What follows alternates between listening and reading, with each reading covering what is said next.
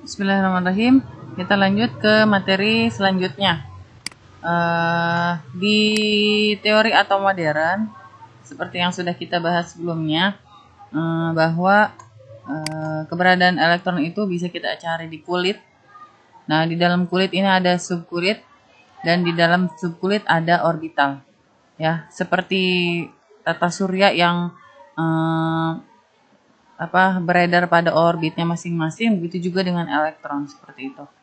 Ya, jadi misalnya di kulit K itu ada subkulit S, di kulit L ada subkulit S dan P, di kulit M ada subkulit S dan P dan seterusnya. Kemudian di dalam subkulit tersebut juga memiliki masing-masing orbital.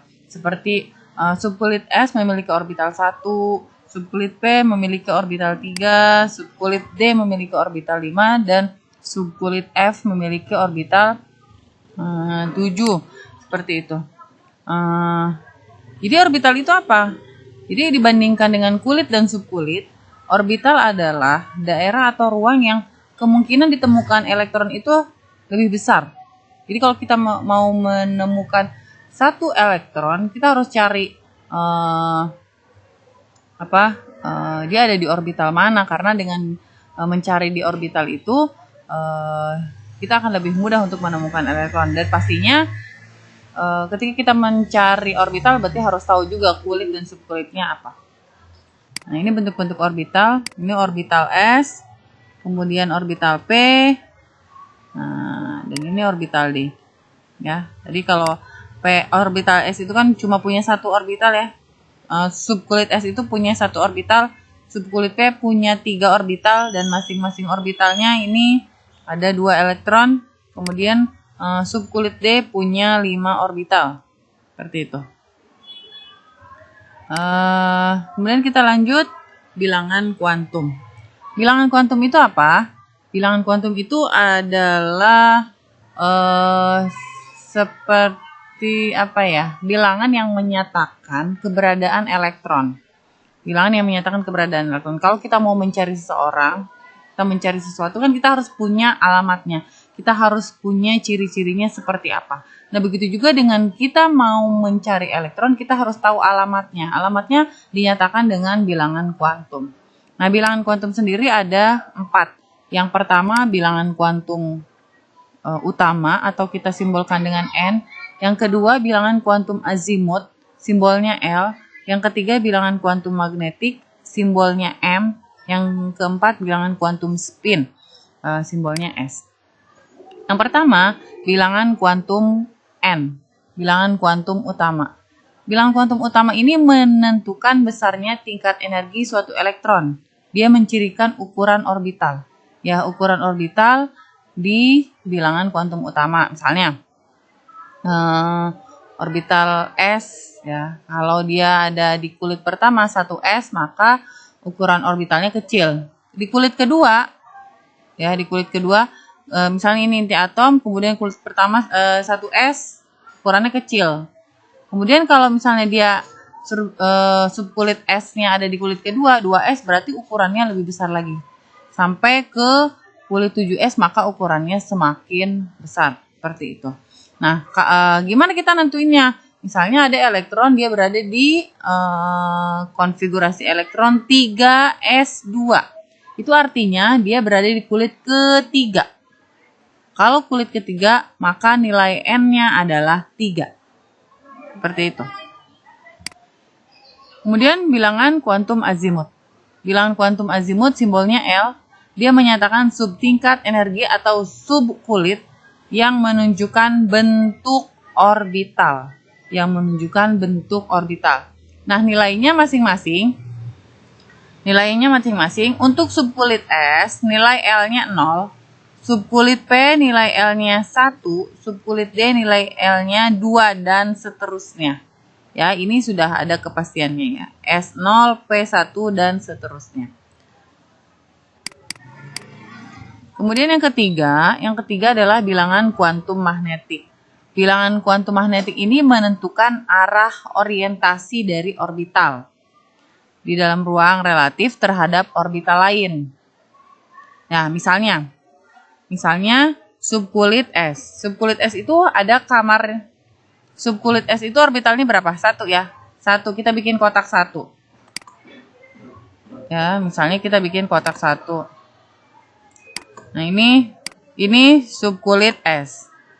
Nah, kemudian kalau subkulit P itu orbitalnya udah berapa? Ada 3. Nah, ada 3. Nah, ini ya, sebentar. Ada kulit 3 misalnya. Subkulit P, subkulit D, orbitalnya ada 5. Subkulit F, orbitalnya ada 7. Kalian bikin seperti itu. Nah, cara menentukan M-nya, bilangan kuantum M-nya gimana? Kalau subkulit S, kamarnya cuma 1, orbitalnya 1. Nah, cara penomoran kamar ini dianggapnya adalah bilangan magnetik itu nomor orbitalnya nomor berapa. Kita mulai dari yang tengah. Ini adalah subkulit 0. Subkulit 0 ya. S orbitalnya 1 kan. Nah, ini kamarnya cuma 1. Nah, kamar orbital yang 1 ini dinamakan dengan orbital 0. Seperti itu. Yang kedua P itu jumlah orbitalnya 3. Nah, kita nomorin juga M-nya. Caranya gimana? Dimulai dari yang tengah. Yang tengah ini 0, kamar 0. Ya, kamar 0, ke kanan plus 1, ya, seperti ini. Ke kanan plus 1, ke kiri min 1. Jadi kalau misalnya diibaratkan ini kamar-kamar, ini kamar min 1, ini kamar 0, dan ini kamar plus 1. Seperti itu. Begitu juga dengan D. Kita buat orbitalnya 5. 1, 2, 3, 4, 5. Kemudian kasih nomor. Kamarnya atau orbitalnya dikasih nomor mulai dari yang tengah. Yang tengah 0, ke kanan plus 1 plus 2, ke kiri min 1 dan min 2. Seperti itu. Nah, ini untuk apa? Nanti untuk menentukan dia ada di kamar yang mana. Seperti itu.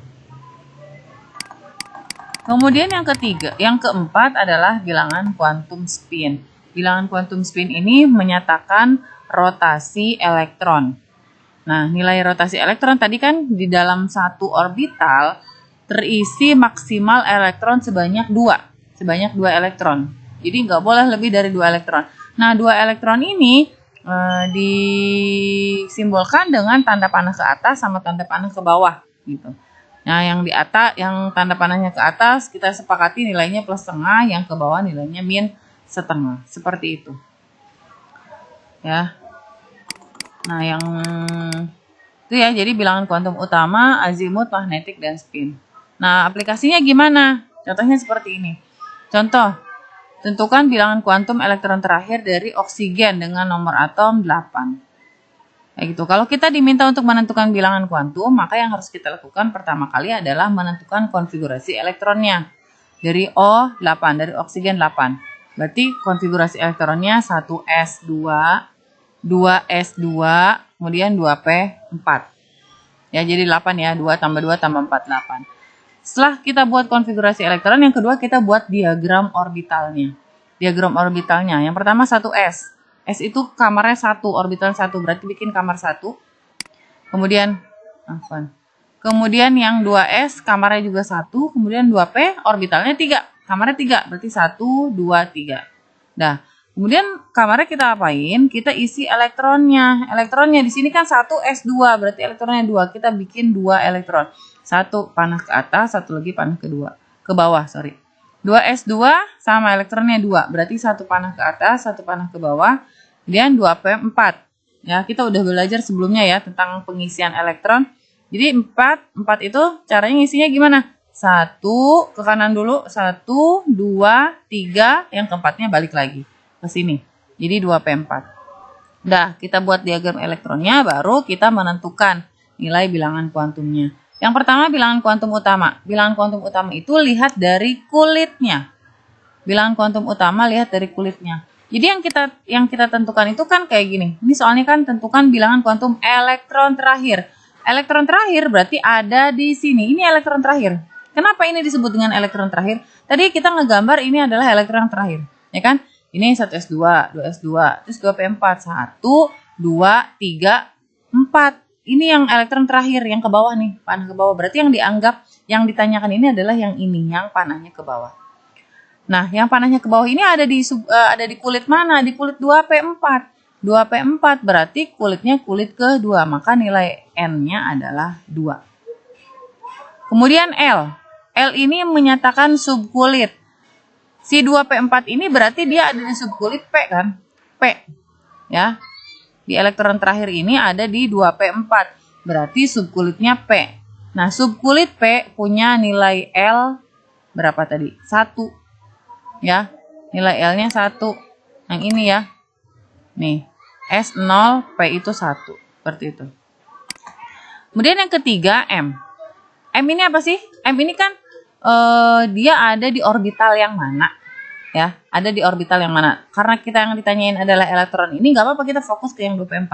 Kita nomorin kamarnya, mulai dari tengah ini kamar 0, ini kamar plus 1, yang ini kamar min 1. Berarti elektron terakhir ada di kamar min 1, ada di orbital min 1, maka nilai M-nya adalah min 1. Kemudian yang terakhir, yang keempat, S. S ini apa? Spin, arah elektron. Elektronnya arahnya kemana? Ke bawah. Kalau ke bawah tadi nilainya min setengah.